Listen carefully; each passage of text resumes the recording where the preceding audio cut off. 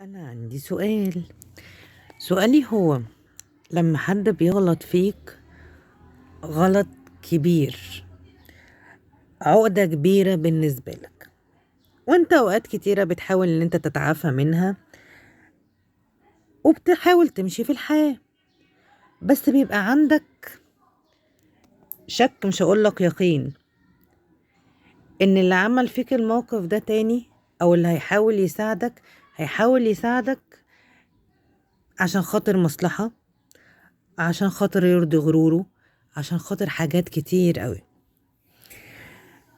فأوقات كتيرة ناس تانية بتدفع ضريبة غلط ناس تانية وهي ما تعرفش، لأنك انت مبقتش واثق في أي حد انت بقيت بتتعامل معاه. فأوقات كتير احنا بندفع ضريبة الناس التانية دي واحنا ما نعرفش. بيدخلوا فيك الشك، هل أنا ظلمتك؟ هل أنا عملت فيك حاجة؟ بالبلدي كده احنا المصريين بنقولها، عملنا فيك حاجة وحشة؟ اللي هو لما بتيجي في الخناقة تقولي ده أنا ما عملتش فيك حاجة وحشة، ده أنا عملت لك كل حلو.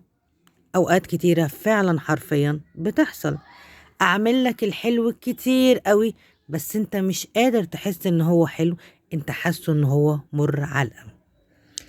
لو قابلتوا الناس دي بتسامحوهم؟ بتعرفوا تتعاملوا معاهم؟ تعملوا إيه؟